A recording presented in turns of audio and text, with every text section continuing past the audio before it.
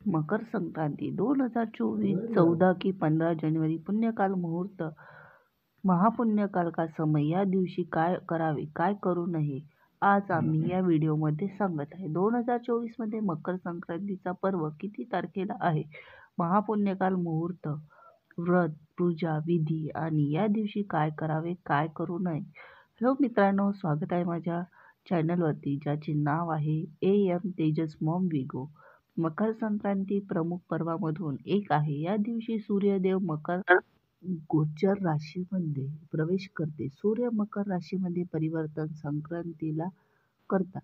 ज्योतिषशास्त्रानुसार ज्या दिवशी सूर्य धनु राशीमधून निघते मकर राशीमध्ये प्रवेश करते त्या दिवशी मकर संक्रांती राहते।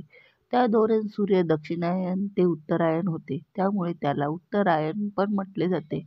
या तर मग आपण पाहू साल 2024 मध्ये मकर संक्रांती या उत्तरायणाची तारीख काय आहे, महापुण्याचा समय, पूजा विधी, त्या दिवशी काय करावे की काय करू नये। मकर संक्रांती शुभ मुहूर्त साल 24 15 जानेवारी सोमवारच्या दिवशी मनवल्या जाईल। सूर्य 15 जानेवारीला 2024 ला प्रातःकाल 2:54 धनु राशीमधून निघून मकर राशीमध्ये प्रवेश करणार आहे।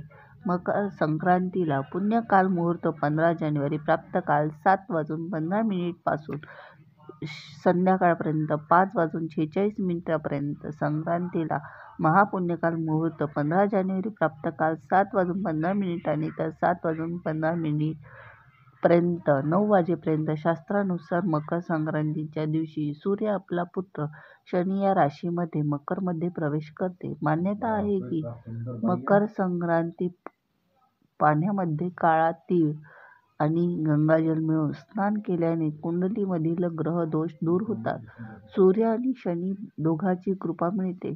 मकर संक्रांती सूर्योदयाचे पहिले उठून गरम पाण्याने स्नान करावे आणि सूर्यदेवाला जल देऊन अर्घ्य देऊन सूर्यनारायण नमःचा मंत्र जाप करा। मकर संक्रांतीवर सूर्यदेवाची पूजेनंतर तीळ, उडद डाळ, चावल, गहू, वस्त्र व धन कोणत्याही ब्राह्मणाला अर्पण करा। या दिवशी भगवानला तीळ आणि खिचडीचाही भोग लावला जातो, ते शुभ राहते।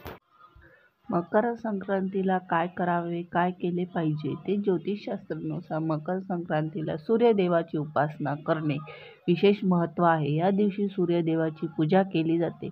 सकाळी पूजा पाठ करून पाणी, कुंकुम आणि काळे तीळ टाकून सूर्यदेवाला अर्घ्य देऊन असे केल्याने जीवनामध्ये सुख शांती राहते।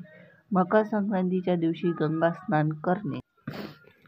मकर संक्रांतीला तीळ किंवा तिळापासून बनविलेले पदार्थ दान करणे शुभ असते। या दिवशी चावल किंवा उडद डाळीची खिचडी बनवून सूर्यदेवाला खिचडीचा भोग लावून सर्व कष्टाची मुक्ती मिळते। मकर संक्रांतीच्या दिवशी जरूरमंद लोकांना कंबल किंवा तूप दान करणे हे फायद्याचे असते।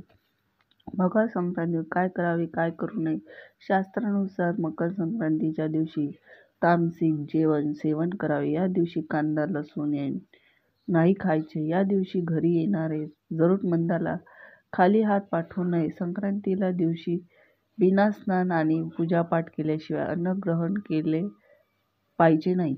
मकर संक्रांतीच्या दिवशी सूर्यास्तानंतर जेवण केल्यानंतर वाचले पाहिजे। मकर संक्रांतीचे जेवण सूर्यास्त होण्याच्या पहिलेच शुभ राहते। तर तुम्हाला व्हिडिओ आवडला असेल तर व्हिडिओला लाईक करा, शेअर करा आणि सबस्क्राईब करायला विसरू नका। धन्यवाद। हॅपी मकर संक्रांती।